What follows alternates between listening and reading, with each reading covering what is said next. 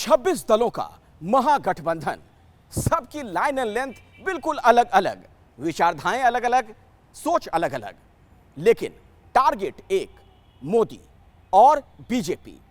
सवाल यह है कि 2024 के चुनाव में इस महागठबंधन के लिए प्रधानमंत्री मोदी को टक्कर देना, बीजेपी को टक्कर देना इतना आसान रहने वाला है? विपक्ष के सामने क्या क्या चुनौतियां होंगी?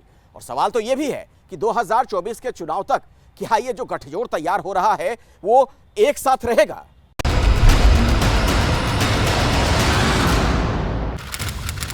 मई 2018 लोकसभा चुनाव से पहले विपक्षी खेमे में खुशी की लहर थी। वजह था कर्नाटक विधानसभा चुनाव का नतीजा। तब कर्नाटक विधानसभा चुनाव में बीजेपी सबसे बड़ी पार्टी बनी थी, लेकिन बहुमत के आंकड़े से दूर रह गई थी। बीजेपी को रोकने के लिए 37 सीट जीतने वाली जेडीएस को कांग्रेस ने सीएम पद दे दिया और उसे विपक्षी एकता का देश में नया प्रयोग कहा गया। 23 मई 2018 इस दिन कर्नाटक में विपक्षी एकता का मंच सजा था। शपथ ग्रहण समारोह के मंच पर बरसों बाद मायावती और अखिलेश साथ दिखे थे। कांग्रेस को कोसने वाली मायावती सोनिया गांधी से मिल रही थी। ममता बनर्जी, स्टालिन और सीताराम येचुरी जैसे तमाम दिग्गज इस विपक्षी एकता के मंच को सुशोभित कर रहे थे।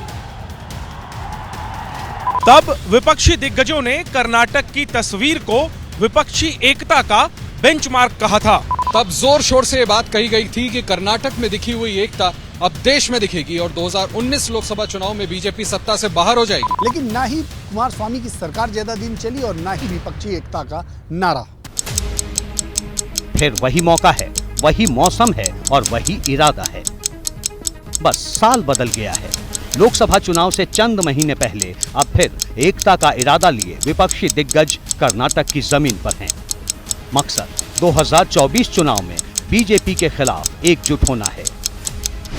लेकिन सवाल अपनी जगह कायम है। क्या विपक्षी दलों के नेता सीट शेयरिंग पर आपसी मतभेद सुलझा पाएंगे? क्या विपक्षी दलों के बीच एक कॉमन मिनिमम प्रोग्राम पर सहमति बनेगी? क्या विपक्षी दिग्गजों के बीच विपक्षी गठबंधन के चेहरे पर सहमति बनेगी?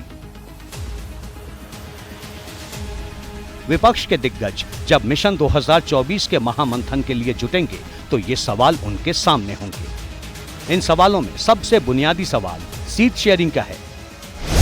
कौन दल किस राज्य में कितनी सीटों पर लड़ेगा, ये कैसे तय होगा? ये विपक्ष का चैलेंज नंबर 1 है। यह विपक्षी दिग्गजों की सबसे बड़ी चुनौती है, क्योंकि अगर एक साथ लड़ना है तो सबसे पहले यह तय करना होगा कि कौन कहां से और कितनी सीटों पर लड़ेगा। ये चुनौती इसलिए भी बड़ी है क्योंकि विपक्षी एकता के मंच पर जुटी कई पार्टियां एक दूसरे के खिलाफ चुनाव लड़ती रही हैं। कांग्रेस ने बेशक केंद्र के अध्यादेश का विरोध कर आम आदमी पार्टी के सुर में सुर मिलाया हो, लेकिन दिल्ली और पंजाब में आम आदमी पार्टी और कांग्रेस के बीच चुनावी अदावत है। पश्चिम बंगाल में एक तरफ ममता बनर्जी हैं तो दूसरी तरफ कांग्रेस और लेफ्ट एक साथ हैं। केरल में लड़ाई लेफ्ट और कांग्रेस के बीच ही है। उत्तर प्रदेश में समाजवादी पार्टी अपने गठबंधन में कांग्रेस को शामिल करने से इनकार करती रही है। यही वो पहला और बड़ा सवाल है जिससे विपक्षी नेताओं को जूझना होगा। देखिए, अलायंस जो होगा वो स्टेट स्पेसिफिक होगा और हर स्टेट के अंदर, जैसे आप कह रहे हो, ठोस परिस्थितियां अलग अलग है। लेकिन इसके बावजूद हम समझते हैं कि ये संभव है कि विपक्ष के वोटों के बंटवारा से बीजेपी को फायदा ना मिले। इस तरीके की अंडरस्टैंडिंग आएगी। सीटों के बंटवारे के बाद बात उन मुद्दों को लेकर होगी जिसे लेकर विपक्षी पार्टियों के बीच असहमति देखने को मिलती रहती है। विपक्ष की बैठक में शामिल सभी पार्टियां अपने अपने राज्यों और वोट बैंक के मुताबिक मुद्दे तय करती हैं। लेकिन कई बार राष्ट्रीय राजनीति में इन मुद्दों पर सहमति नहीं बनती। मौजूदा दौर में यूसीसी पर कांग्रेस और टीएमसी जैसी पार्टियां जहां विरोध में हैं, वहीं उद्धव ठाकरे वाली शिवसेना और जेडीयू जैसी पार्टियां इसका समर्थन कर रही हैं। कांग्रेस सावरकर को माफी वीर कहती रही है, वहीं उद्धव वाली शिवसेना सावरकर को वीर स्वतंत्रता सेनानी कहती है। अदानी के मुद्दे को कांग्रेस जोर शोर से उठाती रही है, वहीं शरद पवार ने इस मुद्दे को उतना तवज्जो नहीं दिया। जनसंख्या नियंत्रण कानून को लेकर भी विपक्षी दलों में एक राय नहीं है। मुस्लिम आरक्षण जैसे मुद्दे भी हैं जो विपक्षी दलों में मतभेद की वजह हैं। सवाल ये है कि आखिर इन मुद्दों पर विपक्षी दिग्गज सहमति कैसे बना पाएंगे? विपक्ष क्या इन मुद्दों पर मतभेद सुलझाकर कॉमन मिनिमम प्रोग्राम बना पाएगा? विपक्ष का कुनबा जब भी एक होता है तो कॉमन मिनिमम प्रोग्राम, जब भी एनडीए की भी सरकारें जहाँ जहाँ हैं वहाँ कॉमन मिनिमम प्रोग्राम में रीढ़ की हड्डी है जिसपे सारे लोग मिनिमम रूप से अपने आप को एडजस्ट करते हैं। विपक्ष के बीच मतभेद का तीसरा और सबसे अहम मुद्दा नेतृत्व का है। सवाल ये है कि अगर सीट बंटवारे पर सहमति बन गई, कॉमन मिनिमम प्रोग्राम बन गया, तो फिर विपक्ष का चेहरा कौन होगा? वो कौन चेहरा होगा जिसे विपक्ष मोदी के मुकाबले 2024 के रण में उतारेगा? ये तय करना विपक्ष का तीसरा सबसे बड़ा चैलेंज है। दरअसल विपक्षी एकता के नारों के बीच यही वो सबसे बड़ा चैलेंज है जिसे विपक्षी दिग्गजों को पार करना है। दरअसल विपक्ष में एक नहीं बल्कि तमाम नेता ऐसे हैं जिनको उनके समर्थक प्रधानमंत्री पद का उम्मीदवार बताते हैं। बेंगलुरु में विपक्षी बैठक में शामिल हो रहे कम से कम 4 ऐसे नेता हैं जिन्हें उनकी पार्टी और समर्थक पीएम पद का उम्मीदवार मानते हैं।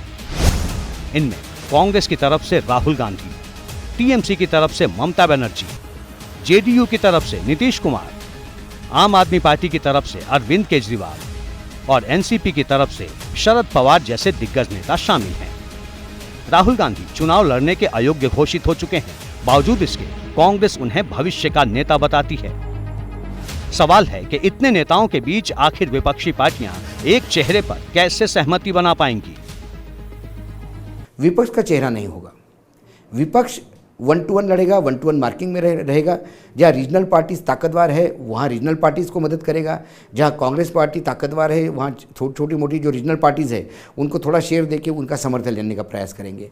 और मुझे लगता है कि हमेशा यूपीए में जो प्रधानमंत्री है वो अक्सर, मैं इसको यूपीए नहीं कहता, यदि इसको हम बीजेपी के खिलाफ वाला फ्रंट माने तो वहाँ पे प्रधानमंत्री हमेशा चुनाव के बाद तय हुआ है। 30 दिन में दूसरी बार विपक्षी दिग्गजों की बैठक हो रही है। विपक्ष की इस बैठक में आने वाली पार्टियों की संख्या भी बढ़ी है। चंद मुद्दों पर सहमति भी दिख रही है, लेकिन ये विपक्षी एकता के सफर का आगाज भर है। अभी तो इस आगाज का असल इम्तिहान बाकी है। पत्रकारिता कोई इमोशन नहीं है, ना अपना कोई ज्ञान देना है और ना कोई विचार थोपना है। पत्रकारिता क्या है?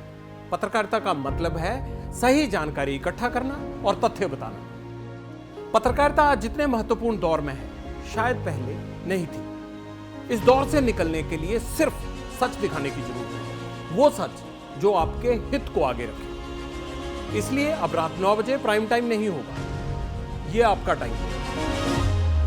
जगविंदर पटियाल के साथ देखिए पब्लिक इंटरेस्ट 17 जुलाई से सोमवार से शुक्रवार रात 9 बजे सिर्फ एबीपी न्यूज पर।